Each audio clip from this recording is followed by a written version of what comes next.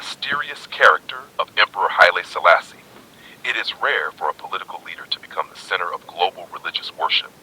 Rarer still, to be seen as a fulfillment of ancient prophecy. Yet this is precisely the mysterious legacy of Emperor Haile Selassie I of Ethiopia, a man whose life story bridges ancient royalty, modern statecraft, and divine mythology. Worshipped as a god by millions, regarded as a prophet by some, and viewed with suspicion by others, Haile Selassie's enigmatic character continues to spark curiosity decades after his death. Born in 1892 as Tafari Makonnen Woldemikhael, he was a member of Ethiopia's Solomonic dynasty, which claimed direct descent from King Solomon and the Queen of Sheba. This royal heritage alone set him apart, placing him within a narrative that connected the ancient biblical world to the highlands of East Africa. At just 13 years old, he began serving as governor of various provinces, demonstrating intelligence and a gift for diplomacy that would eventually lead to his coronation as emperor in 1930. At that moment, Tafari Makonnen became Haile Selassie Zun, a name meaning power of the Trinity, and took on the title King of Kings, Lord of Lords, Conquering Lion of the tribe of Judah. His coronation, witnessed by delegates from all over the world, was steeped in ancient ritual and prophecy.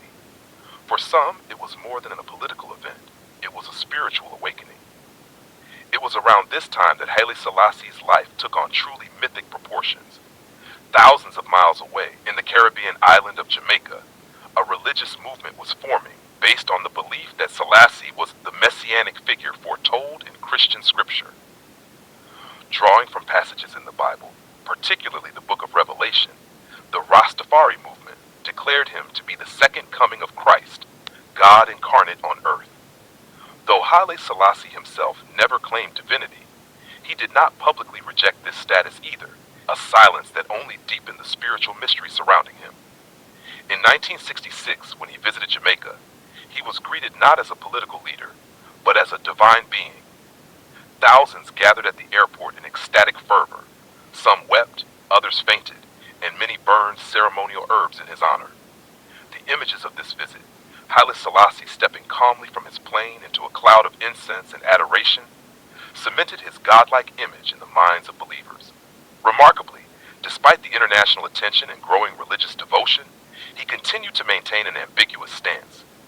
His silence was interpreted in many ways. Some saw it as humility, others as wisdom. Still others believed it confirmed his messianic identity. Yet beneath the spiritual aura, Haile Selassie was also a shrewd and practical ruler. He led Ethiopia through some of its most turbulent decades, modernizing the country with infrastructure projects, a written constitution, and educational reforms. He was a key figure in the establishment of the Organization of African Unity, the precursor to today's African Union, and advocated for African independence during the decolonization era. His speeches, particularly at the League of Nations and later the United Nations, displayed both rhetorical brilliance and prophetic tone, most notably when he warned in 1936 of the dangers of fascism following Italy's invasion of Ethiopia. "It is us today," he said. "It will be you tomorrow."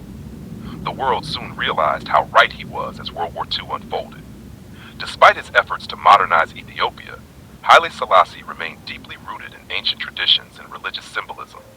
His court was secretive, his movements guarded, and his closest advisors often included religious elders and mystics. Rumors circulated about his access to ancient knowledge. Some claimed he possessed rare Ge'ez manuscripts, spiritual texts passed down from early Ethiopian Christianity and Judaism.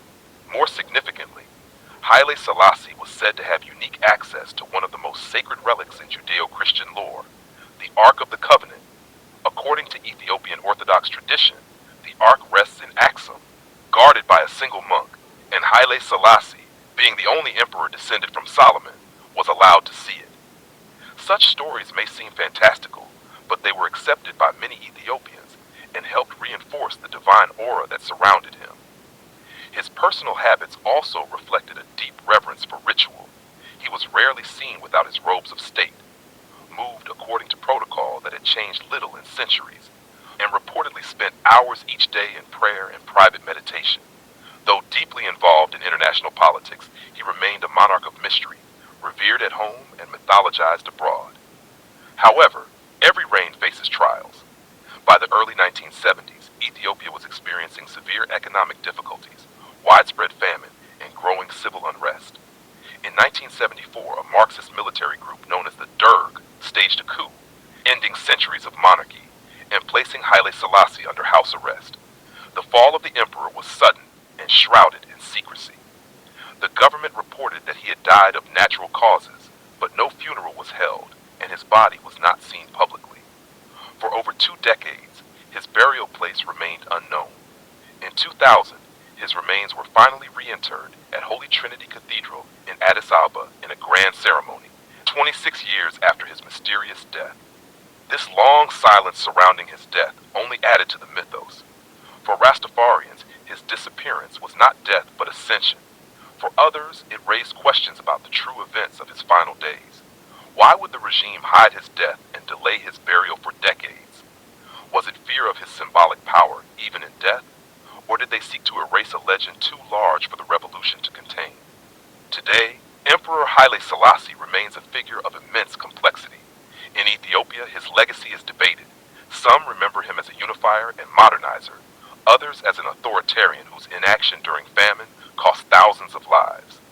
In Jamaica and other parts of the world, he remains divine to millions, a spiritual figure whose image graces temples, album covers, and altars. Historians are still unraveling the layers of his life: the political leader, the religious icon, the philosopher king, and perhaps even the prophet. What makes Haile Selassie truly mysterious is not simply what he did, but what he represented. He was a bridge between worlds, ancient and modern, secular and sacred, African and global. His silence, his symbolism, and his royal bearing allowed others to project their hopes, their beliefs, and their prophecies onto him. Whether or not he saw himself as divine may never be known, but what is certain is that he became more than a man.